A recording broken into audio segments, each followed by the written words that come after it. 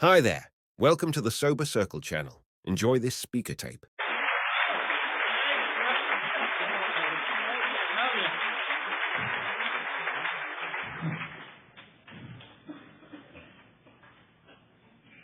Hi, my name is Ken. I'm an alcoholic. I'm born and raised here in San Antone, and I come from a different part of San Antone. It's the northern part, We say, hey, yo, forget about it, hey, how far is it to the subway? We don't know. No one's ever made it. You know what I mean? I grew up in a neighborhood where they used to say, hey, you fell asleep in the trunk of a car, you deserve to be shot. This was it, But I noticed about 1/3 of the people were standing at a year or less. This is the big book of Alcoholics Anonymous. You don't have to wait for the movie. The book is out,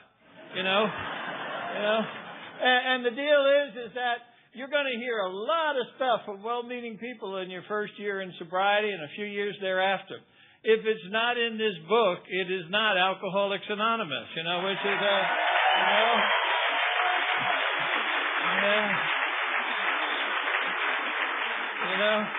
you actually have people who tell you no sex in the first year.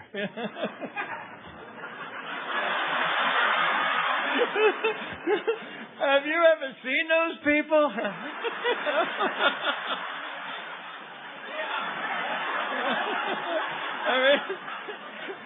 You keep the average alcoholic away from sex for a year. By the time he gets back to it, he'll forget who gets tied up. That's what I like my stuff here. Look at the stuff you had out here. Freedom from bondage, a little rope and stuff. I think this is symbolic of you got to bail out of your old ideas or something. This is good. And then they said you're going to have an escort service, and they in the AA meeting. I love it. And then they had this thing here that they didn't read, which said you can request single or married men, ages 20 to 35, 40 to 65, and you guess at it. So the deal is that this is Alcoholics Anonymous, where almost anything can happen and usually does. Carol and I were fortunate enough to come here last year for the International. It was a great thing because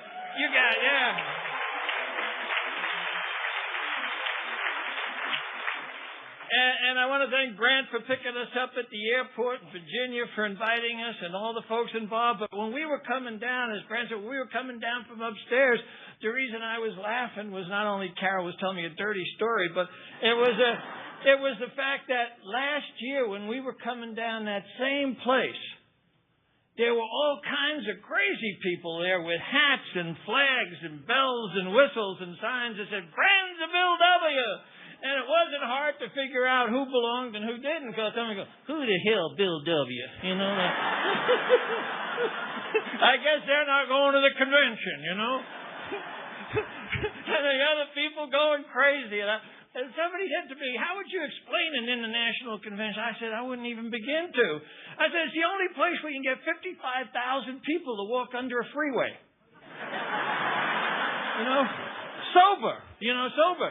And as you're walking through there, you're picking up helpful hints from people like, how to really decorate under the bridge living, you know how you can make a nice corner warm in the wintertime. You're picking up tips that are going to help you in life, from people who know, this is great.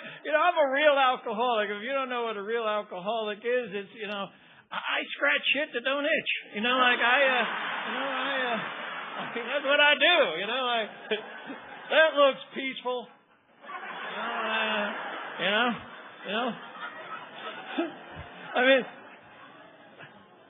I drank stuff that not only hit the spot, it removed it. It was whoa, I grew up in a neighborhood and went to school. My dad died when I was young, and I was going to parochial school. I lasted 4 years in parochial school. Nothing against parochial school. It was good. I just didn't know what was going on.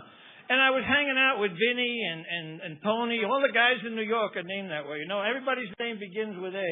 A Vinny, A Tony, A Nicky, A Joey, So we're all A's, but not in the classroom, Got through school totally unscarred by education.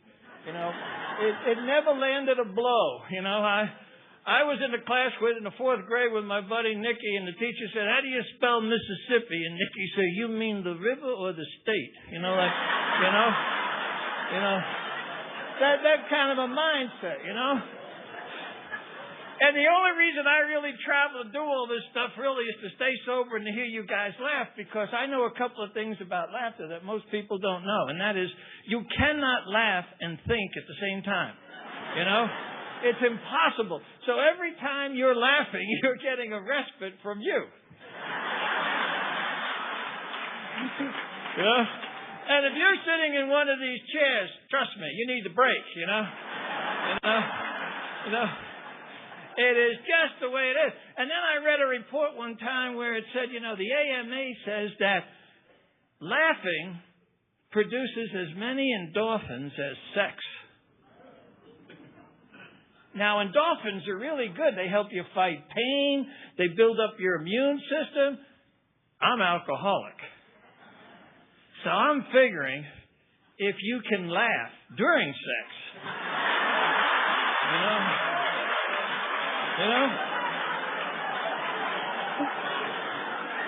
those babies are a-rolling,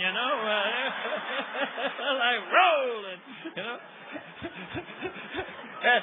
And the reality is you're getting healthy doing something that's really rather enjoyable, I mean, I love Alcoholics Anonymous because to me it's escape into reality, The news is no longer reality to me, I don't know if you guys ever watch the news, but if you turn it on, it's like a tsunami of bullshit, It's like, here it comes,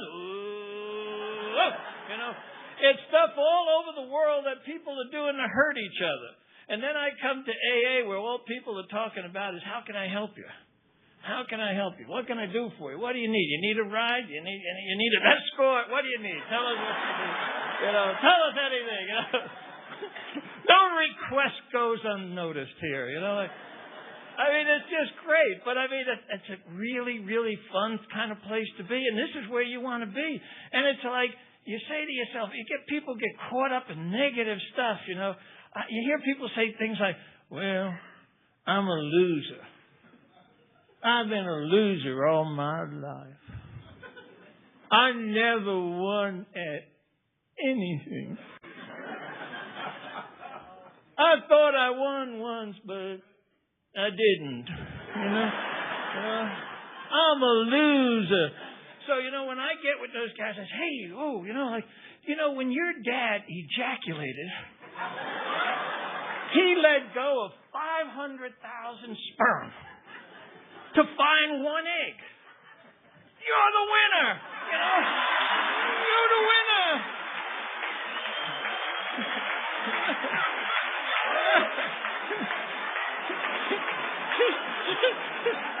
You went off at a 500,000 to one shot. You can't get that odds in Vegas. I mean, so what are you? I'm the winner now, baby. I'm the winner, I mean, even a broken clock is right twice a day. I mean, you got to get out of that thinking, An alcoholic in his mind, as they say in our area, the Mexican guys will tell you, your ego is not your amigo. Alcoholics, we got the kind of a mind where when we're in a crowd, we say, you guys say, well, I'm in a crowd. I feel alone. And when I'm alone, I feel like I'm in a crowd. Oh, pace yourself, Sparky. It's going to be a long day, But I can relate to that because everything that I laugh at now, I did. The first time I had a chance to vote was when Kennedy was running for the presidency back in '60. And a guy was in an Irish bar drinking, very unusual. And the guy said to me, who are you voting for, Ken? And I said, Kennedy. And he said, I knew you would because he's Irish Catholic. And I said, no, asshole, I'm voting for him because I'm Irish Catholic. And that's the way I process stuff, I don't know how you guys were when you were drinking, but bad ideas would just drop out of the sky. And they would fall right in the center of my head. And they would go right through my brain, totally unimpeded by logic and prior experience. And they would just come out my mouth. It was kind of like a gumball machine, And out it would come, and you say to yourself, people say, where did that come from? Wouldn't you like to know? I had crazy ideas. I mean, my mom used to walk through the living room, and my dad was dead. My mom was a little off her stride, and she would say things like, turn on the television. I don't want you sitting there thinking, Because I used to get into really, really crazy stuff thinking. And when I was in high school, I was court-ordered to a psychiatrist. I seemed to have some anger issues. And I don't know where they came from, but... And while I was in his office, he said, tell me what you're thinking right now. And I said, I really don't want to get into it. He said, tell me what you're thinking right now. I said, please, I don't want to get into it. Finally, he said, tell me what you're thinking. So I said, okay. And really, I made something up.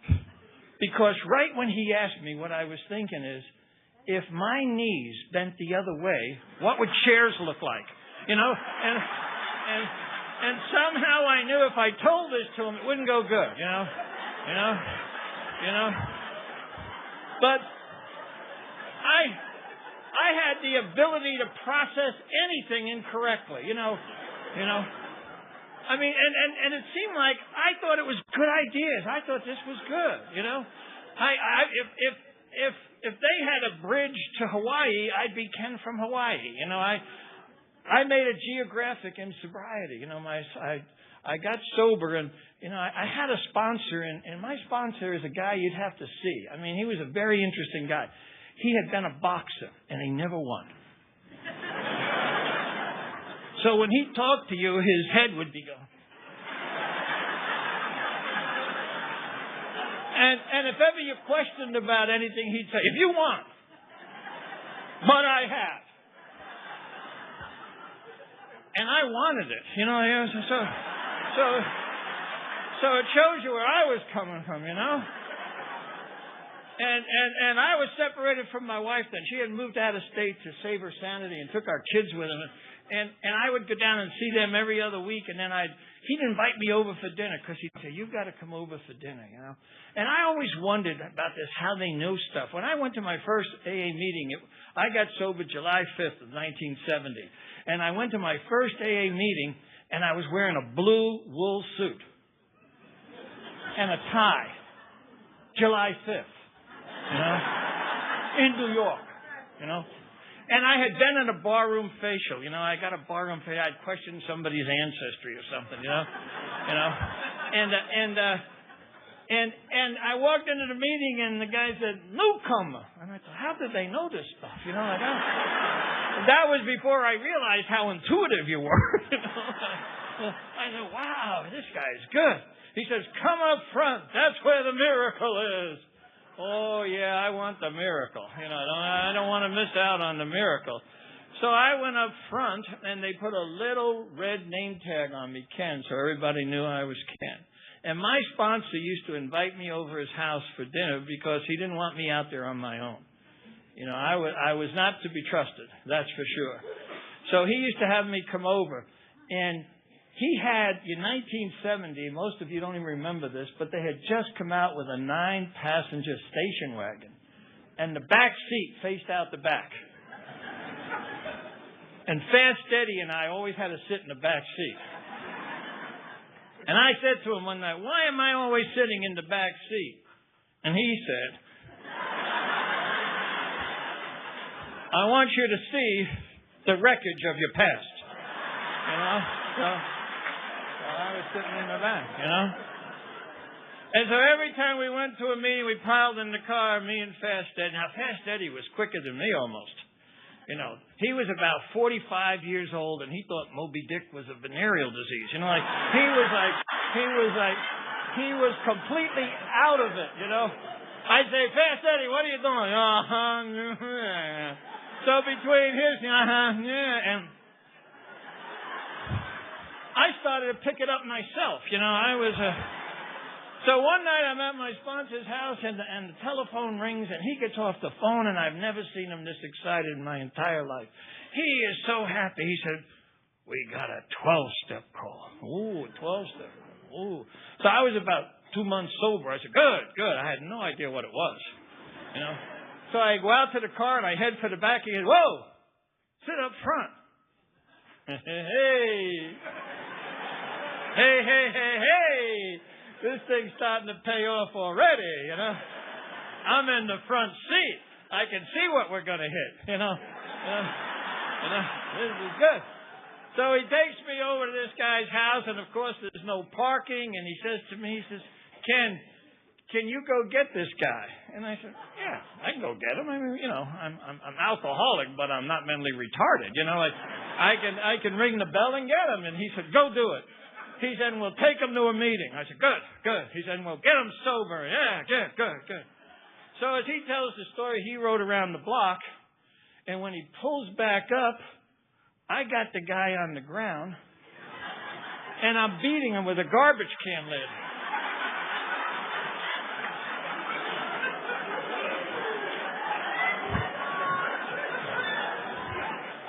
Sometime between that guy making the call and us getting there, he had what was called a change of heart.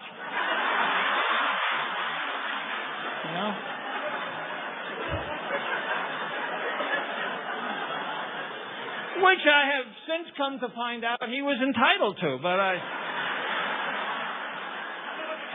at this time, this was my first job in AA, So I don't want to make it sound terrible, that I pulled him through the screen door when he had his change of heart, and I think, he's going,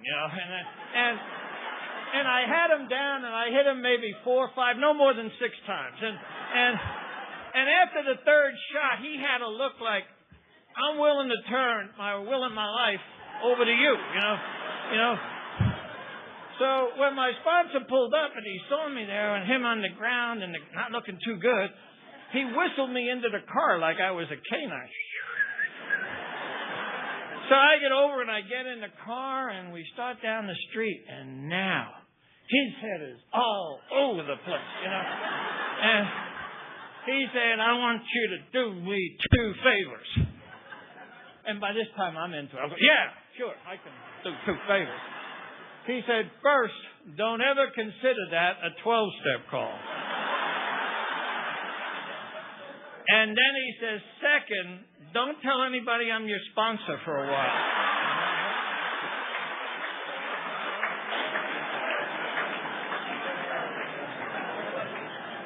He said, let's see how this thing goes, But he got me this big book. And what he said to me was, basically, the answers I would need in life were in this book. And that if I could be still, which for an alcoholic of my type was a death-defying act, I always felt like, let's go get it, And the deal was, he said, we're going to go through these steps. And we went through the steps just the way they were in the big book. And as I went through each step, I was evicted from my hiding places. I basically could see who I had been and what I had been doing, and it gave me a chance to grow spiritually. And today, as a result of that, I see things a lot different. I see things a lot different today than I did 2 weeks ago. And that's, to me, what the journey is. Some people think the journey here is a physical thing. Did you ever notice people who are going on a journey never leave? I'm going on a journey. Hey, you said that yesterday. You're still sitting here. The journey here is each day to see the world with a little bit more reality attached to it. That's the journey. To be able, at one time there was the book written, A New Pair of Glasses. That's basically what it's about, except it's here. You just see things differently. And then you get to understand that when I was an active alcoholic, that what alcohol did for me was it took the real from reality. I did drive-bys in reality, but I never lived there. I would give away my rights. Did you ever get arrested and the first thing they say to you is, "You have the right to remain silent"? I never had the ability. I may have had the right, but I always felt there was something to be said, And if we could just work it out, we could save both of us a long night,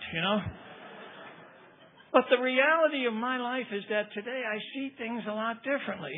I hear guys that say things like, "Ken, if I keep turning my will and my life over to the care of God, I'm going to become like the hole in the donut." And then I get a chance to look them right in the eye and say, "You are the hole in the donut." And thank God you are, because donuts come and go, but the hole is always there.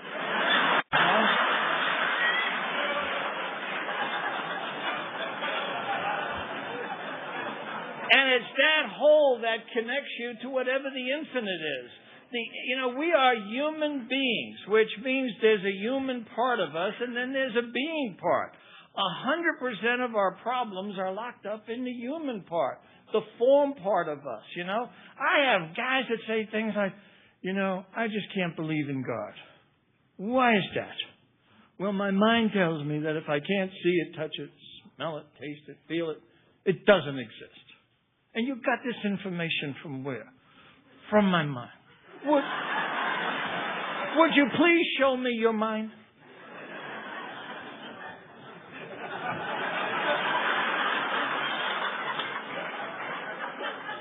You are rejecting a concept with a concept.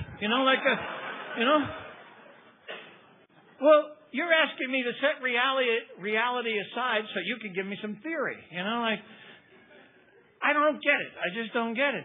It's like when you say to somebody, the old timers used to say, when I get up in the morning, I pray for God to keep me sober. And when I go to bed at night, I thank Him for keeping me sober. And some newcomer will say, "How do you know God did that?"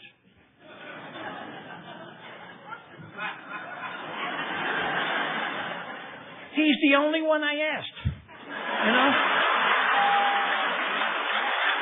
He's the only one I asked.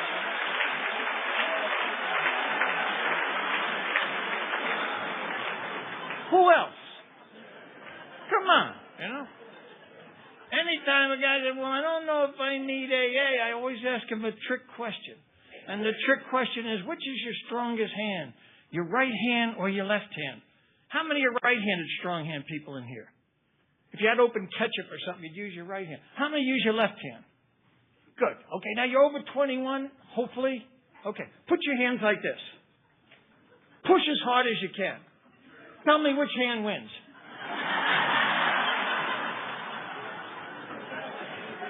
Do we have any winners? If you do, we got a place for you. But it's another program. But the reason you can't do anything is because the power to change is being met equally by the power not to change, and it's all coming from the same place. You need to get another power. We read it at every meeting where it says, we deal with alcohol, cunning, baffling, powerful. Without help, it is too much for us. But there is one who has all power. That one is God. May you find Him Thursday. Nobody wants to find God in the now, and that's where God hangs out. And that's why when you hear people say, I feel disconnected, of course you do. You're not living here. You're here wanting to be there. If you go through your whole life here wanting to be there, you don't get the experience of here. It's like you folks in the first year. In the first year, you're going to think we're laughing at you. And you're going to be absolutely right.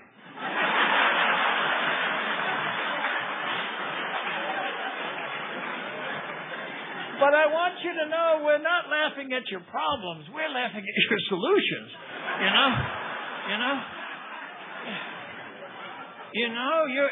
You scratch shit that don't itch. That's just what you do, Yeah, that's all you do, You're trying to solve a problem you don't have. So you can escape from a reality you're not in. This creates a lot of pressure. You're dealing in vacuums and myths and make-believe. You know? I sponsor guys that think that Alice in Wonderland is a documentary. You know, like it's like, it's just, and the reality here is that as you hear people say, I want to go to God, I want to go to God. All you need to know about God is you're coming from God. You were sent out from the home office, okay. Somewhere along the line, you didn't see yourself as being okay, so you started making up other personalities. You know, Bill in his story says it very best. He says, I'm going to prove to the world that I'm important. We don't want to be who we are. We want to be something else. You know, if you wake up in the morning and you're a daffodil and you want to be a rose, it's a long day. You know, it's a long day. It's a long day. You are never going to be a daffodil, you know, because you're never going to be a rose because you are a daffodil, you know, and the quicker you get to that thing, the better off you're going to be. And you read stuff in the book, in the literature, and in the beginning you find it, at least I found some of it very offensive. I didn't know why you couldn't have resentments. You know, I really didn't know. I thought there are some people who deserve your anger. They treated you badly. You can't believe some of this stuff. And the deal is I'm entitled to that. Not realizing that by being angry with them, I was hurting me. You know, people read all kinds of prayers in the morning. And if they work for you, that's terrific. The only thing I read is on page 90 in the 12 and 12, where it says, every time I am disturbed. Every time. Not occasionally, not once in a while, not most of the time. Every time I am disturbed, no matter what the cause, there's something wrong with me. And what that does is it puts me in a position to eliminate other people from distracting me from the one who has all power, because what you think about most is your higher power. And if you're thinking about this other Yahoo who you don't want to have anything to do with, I really, really hate this person. So I'm going to spend the whole day with him, you know. I'm going to talk to him in my mind. We're going to work it out to my satisfaction. And then I sit in the lazy boy and wonder why I'm overcome, you know, like the minute you start worrying about what someone else should do and shouldn't do, you are moving away from the only chance you have to do anything about it. And that is to ask God to come into your life and to be of some service to you. It talks about, and Dick mentioned it last night, there is one who has all power. So if that person, entity, whatever you want to call it, has all the power, what's left? Come on, even you guys that were in the Blue Jay group should get this one. You know, like, you know. I hang out with guys who, you know, they're out there where the buses don't run. And they know the answer to that question, you know. Here's everything else. I don't know how to say this, Ken, so not be offensive, but that doesn't leave me nothing. Sharpo. I didn't realize I was working with a college grad, you know. But the deal is that that's the deal. You have transferred the whole thing away from what other people are doing to you, and now you're addressing it from the standpoint of what you could do for it. And it's the language of the heart. If you want information, count on your brain. That's what it does, give you information. But if you want transformation, you're going to have to go through your heart. And that's why Bill continually refers to the language of the heart. You're going to have to go through your heart because your brain has too much screening. Can't get anything through there, you know. It's already made up its mind, you know. The song here, you know, let it begin with me. When I saw it, I said, you know, the song for AA should be, I'm always on my mind. I'm always on my mind. Yeah. That's who we are, you know. Yeah. The world's coming to an end. What's going to happen to me? Don't worry about the rest of them. Cut right to the chase, you know. Where am I going to live, you know?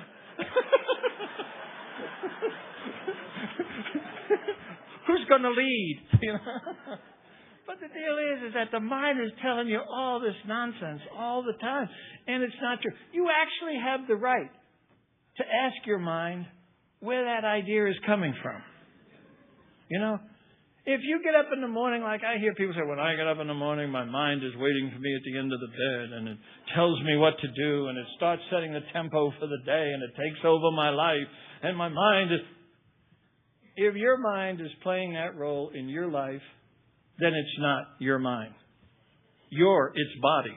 You know, like it you know? I mean, you wouldn't take that shit from your hand, would you? Like, you know, like, hey. I'm going for a drink. Hey, wait for me, you know. You know?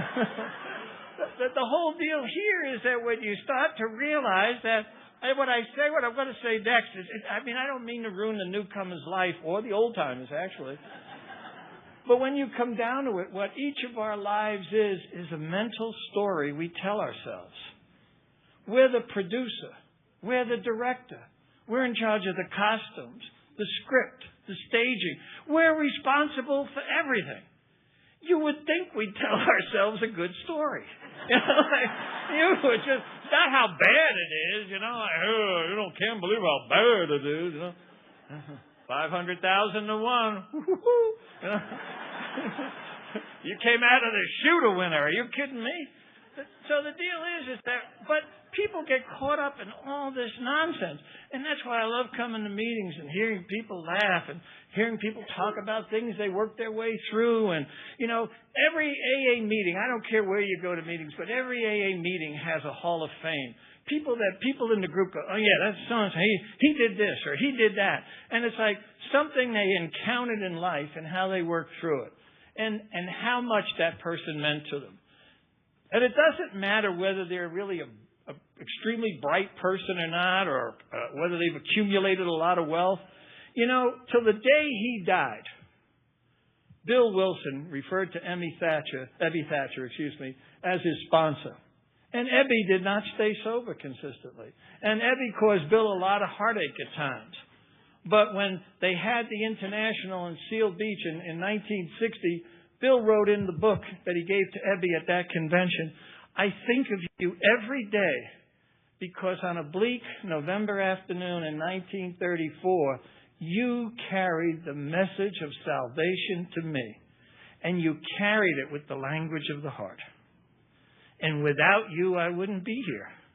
You know, when I look back at the number of people who tried to help me, and I didn't even know they were trying to help me. I mean, you just kind of blow through a lot of folks, you know, but they were just trying to help me. And when I got to AA, my sponsor was so good about a lot of stuff. Because he used to say, well, you know, you could always go back to being happy, joyous, and alone, you know. You know. And my sponsor was great because he didn't put up with a lot of nonsense. He had a very short attention span. I'd call him at night when my wife and kids were gone, and I'd say, I can't see my wife. He'd say, good for her. She needs to break. You know. And I said, and my kids, I don't know, you know, I miss them. Every day I miss them. My heart just is so empty without my kids. And yeah, well, they're going to get good things too. You know, they're doing good. And then after about 2 minutes, max, he'd say, hey, Ken, maybe you'll get lucky and die tonight. And he'd hang up. You know? And suddenly the whole playing field would switch. And I'm like, whoa, you know. Whoa. Whoa, whoa, whoa, whoa. Whoa, you know, hey. And the deal is that, you know, you get that message real clear from the old timers. It's like, if you want to talk about real stuff, I'll help you. But if you want to come in and be like a constant drama queen, you know, like, and then you'll know what he did. I don't care. I'm more interested in what you're going to do, you know. It's a program of action. It's not about what's going on in your mind. Like I'm going to do this tomorrow. I'm going to do it next week. When 9/11 happened, and I had gone back to New York before that, and right after that, and the deal was that as soon as 9/11 happened, I used to do seminars in the World Trade Center. And each of those buildings had its own zip code. And had those planes come in later in the day, the toll would have been entirely different, much, much higher. And the reality is that New Yorkers well, all you got to do is read the paper recently about New Yorkers. I'm not going to go there. If I got started on that, I'd be here for a week, But anyway, the deal was New Yorkers. 2 days after the World Trade Center, there were T-shirts that everybody was wearing to work, and they were wearing them over their suits. And it showed the World Trade Centers, and it said, New Yorkers are hard to herd, but they're damn near impossible to stampede. And the deal was that everybody was like just together. It was the most together part of the city. The muggings went down, the stick-ups went down. People say, give them a pass. There's enough stuff going on already. You know what I mean? So the deal was that the whole city was in a place that was very different. And when the world started to get really crazy, and I was sharing with Dick at supper tonight that I took off. I gave away everything I owned, and I went out and I lived on an Indian reservation in New Mexico.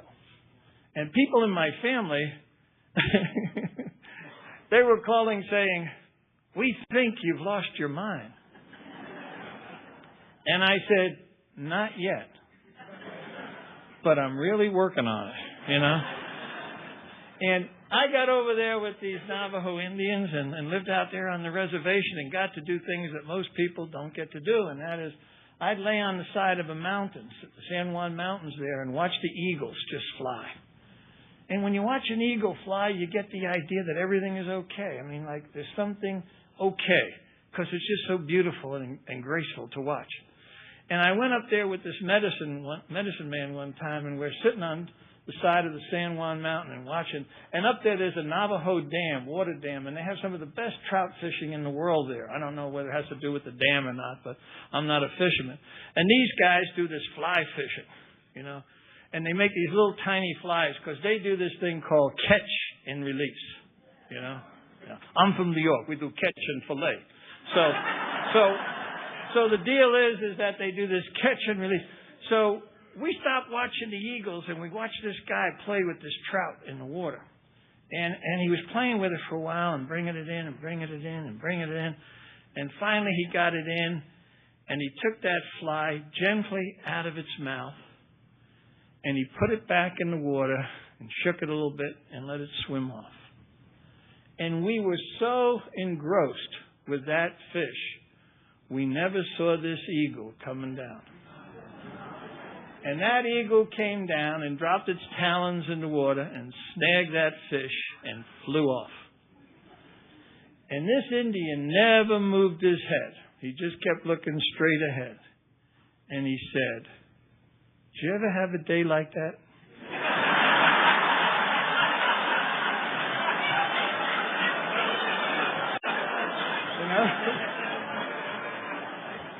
Where you think you're leaving the scene of an accident only to find out you are the accident, Like, I got away with that?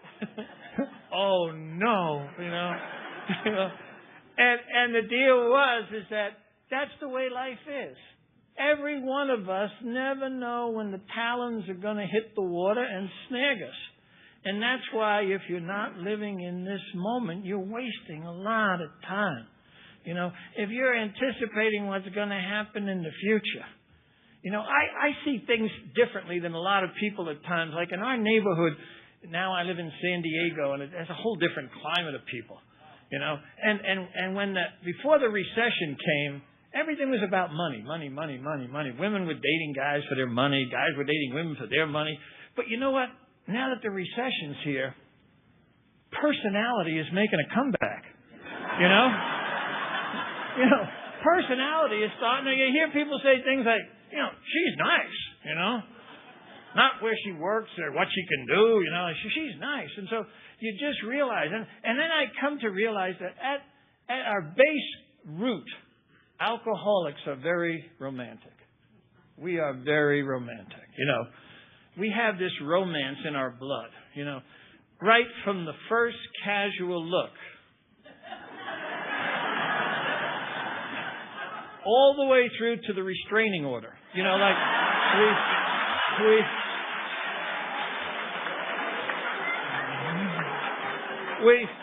we have this kind of And when you come to Alcoholics Anonymous, one of the things you get to see if you stay here long enough and keep your eyes open and learn to stand still in the moment you're in instead of trying to anticipate the next moment, you'll find that there are things bigger in life than you ever imagined. When we were here last year for the International, they marched in about, I think it was 50, 51, 52 flags. And in order to have a flag marched in at the International, you have to have someone registered from that country, which I didn't know that. I found that out. And I was with a guy who is very active in getting AA started in Iran. And right now, there are roughly 400,000 or 500,000 alcoholics in recovery in Iran. This is a country where they kill you if you're a drinker. So to get people to go to meetings. But the deal is they marched in the flags, and they marched in the flag from Israel. And then the next flag, because Iran's technical name is the Islamic Republic of Iran. So the Iranian flag was marched in right after the Israeli flag. And when it was over, when the meetings were over, those of you who were at the Alamo Dome, the crowd just started to move en masse to get out. And this guy said to me, "I'd like to take a picture with the flag and send it back to the guys back home." And I said, "Sure." So we made our way through this, going the wrong direction. Thank God it was only like 55,000 people, so it wasn't too bad. And we got up there, and as I started to take the picture, there were people there, and they were wrapping themselves in the Israeli flag, and he was in the Iranian flag, and they were hugging and kissing and sharing the flags. And you realize at some depth, this is the way it's supposed to be. This is exactly the way it's supposed to be. People taking care of people. Our whole purpose for being here is to take good care of one another, because we're only on loan. And not to get caught up in all the other crap. I call it milking a mouse,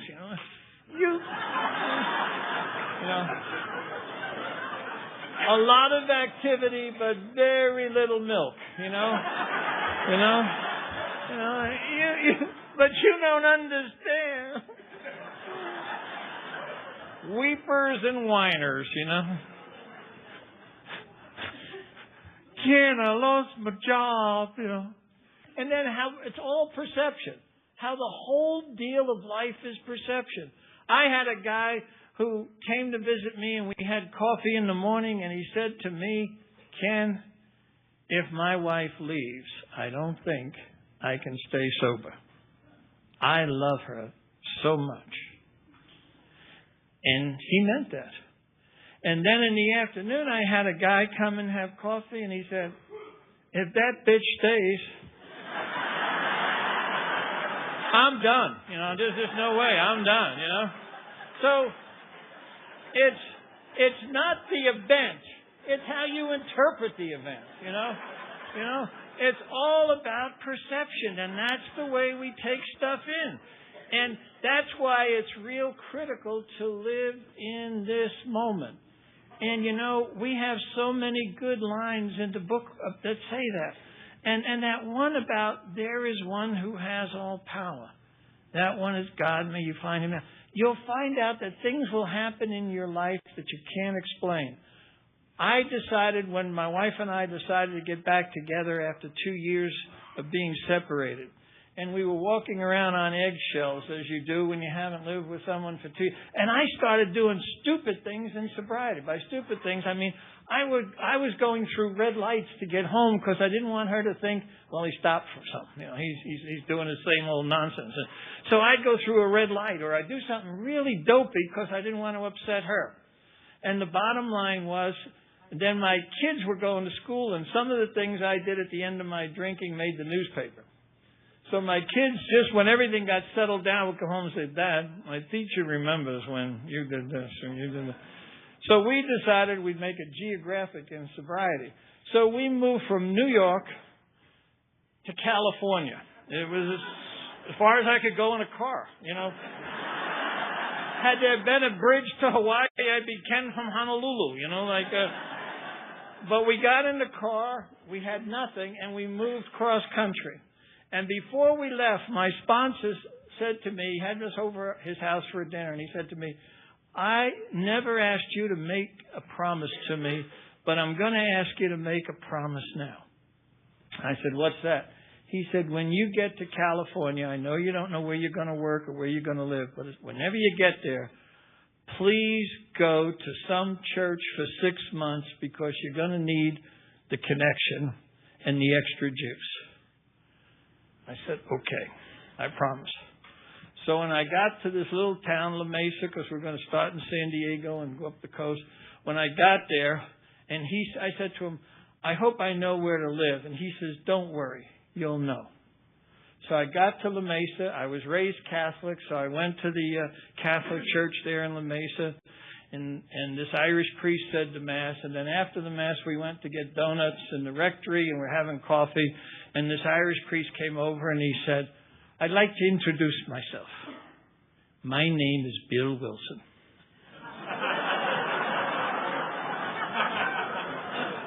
I said, excuse me? He said, my name is Father Bill Wilson. Okay. He said, are you going to be living here in the parish? I said, could be. He said, are you looking to rent or buy? I said, well, there's no chance of us buying anything. We're just not in position to buy anything. I said, we'll be renting. He said, why don't you come over to the rectory? There's a guy in the parish, and I'll give you his card, and he can help you. So I said, okay. So we walked to the rectory. He opened the little box. He pulled out a card, and he handed it to me. And it was Bob Smith, Realty.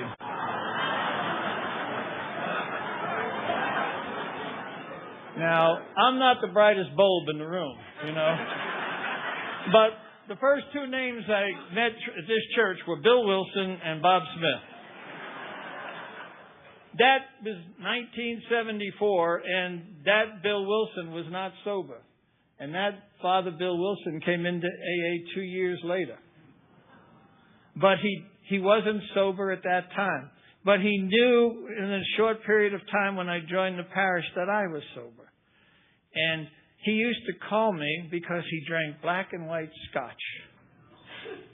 And I don't know if most of you remember that, but they used to have the Scotty dogs, the black and white Scotty dogs.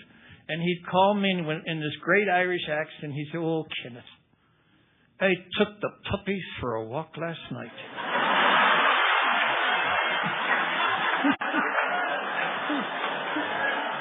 And he said, oh, I'm going to need a lot of help today, you know. Yeah. And when he came into AA a couple of years after I had met him, he got to speak all over. Can you imagine an Irish priest with a great brogue whose name is Bill Wilson trying to make it in AA? You know? And we got to be good friends. And I stayed there. And the reality is that I never really connected with that church after that. And when my son was dying, he said, I'll be happy to come visit. And he came and he visited.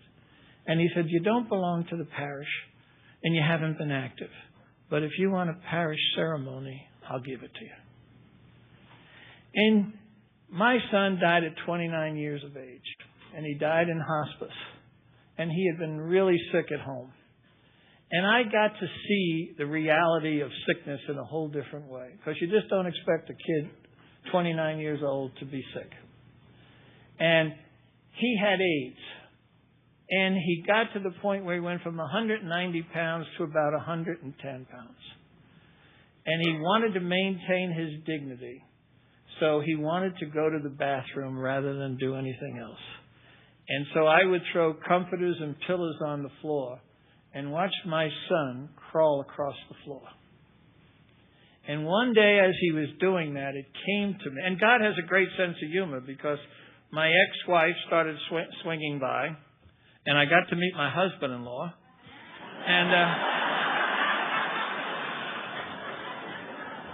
And one day when my son was crawling across this comforter and these pillows, it came to me like a vision that here's my son crawling on the floor to maintain his dignity. And I had crawled on the floor and lost my dignity. So it's not about the event. It's about so much more. And that's why if you're sitting in one of these chairs tonight, you've been given an unbelievable gift. I hope, particularly for you newcomers, that you give this thing a chance, as was suggested by all the other speakers, and that you don't try to beat yourself up too badly. This is really God's daycare with his kids with special needs.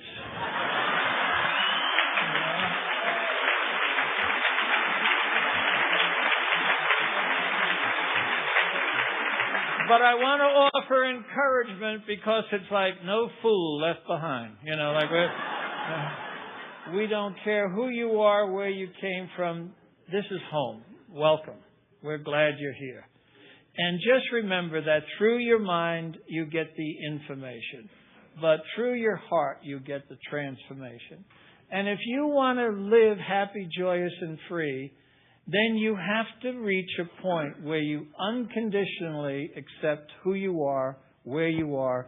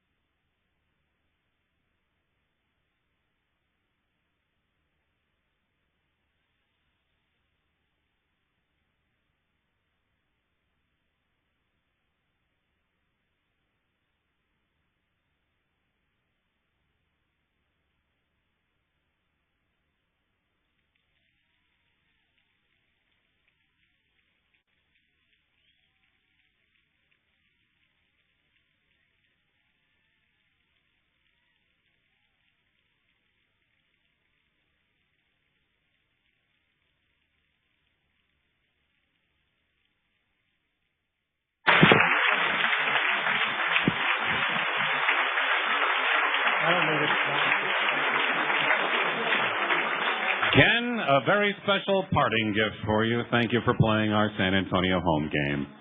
Ladies and gentlemen, Costa Mesa Ken. La Mesa Ken.